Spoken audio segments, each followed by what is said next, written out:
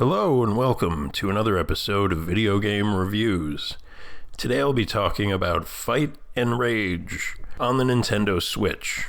This was strongly recommended to me by one of my viewers, and it happens to be one of my favorite genres when it is well executed. So here we are.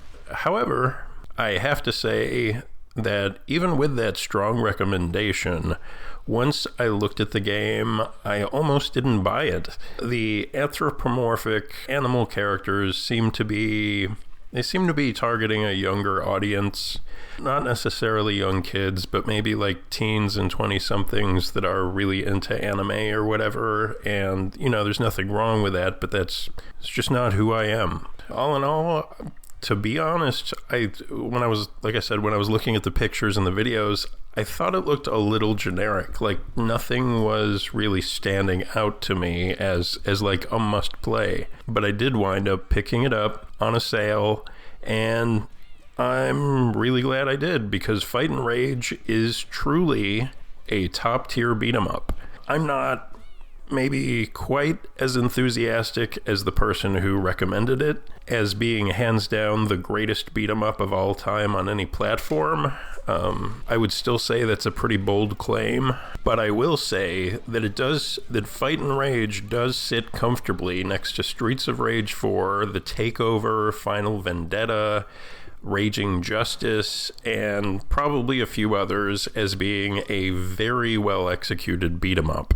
This is all the more impressive considering the fact that it appears to have been primarily developed by just one person, with the second person providing the exceptional audio. So what makes Fight and Rage such a good game? It comes largely down to the game feel, which is arguably the most important factor in a beat 'em up especially, but really for all games in general. In brief, what I mean by game feel is how the visuals, music, sound effects, control, and simulated physics come together to give movement and attacks a weighty and visceral feeling. The combat in Fight and Rage is often relatively fast-paced and hectic, while at the same time sacrificing nothing in the way of being weighty and impactful. I don't usually switch on CRT filters, but this one is on by default, and I have to say that in this case, it really does lend something to the unique character and personality of the game.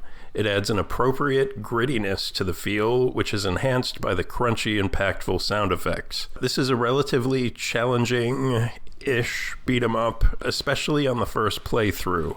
This is despite the fact that you have infinite continues.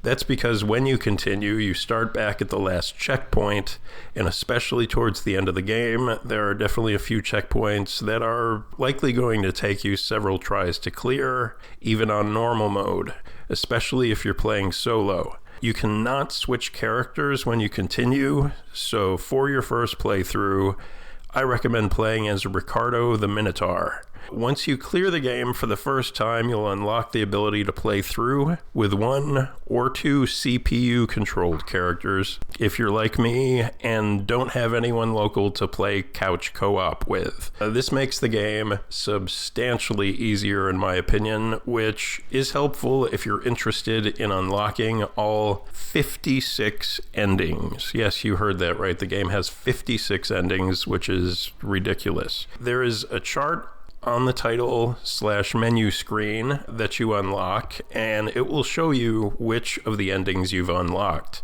Unfortunately, from what I've seen, the endings and the story are not really that compelling at all, so I doubt I'll be motivated to do all of that. Still, the game is a good time, and I do recommend it. There's a plethora of content to unlock, though, if you are so inclined, including a ton of skins for your characters, the aforementioned endings, and a variety of game modes. There are also a few opportunities throughout the game to take branching paths, though I do wish there was a little more context around these so that you could make an informed choice instead of it feeling like kind of arbitrary or random which way you go. Like, if they had provided a reason, like, oh, if you go this way, you can save this person, but if you go this other way, then, whatever.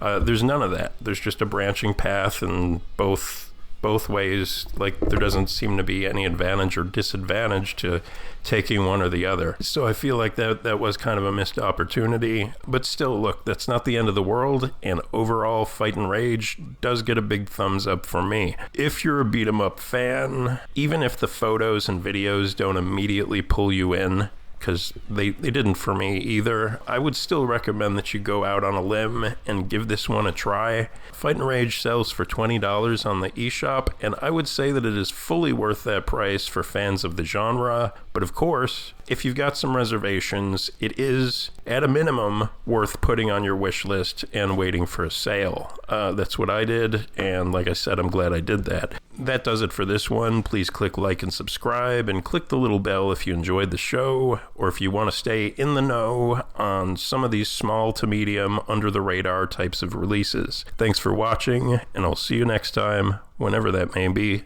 Bye-bye.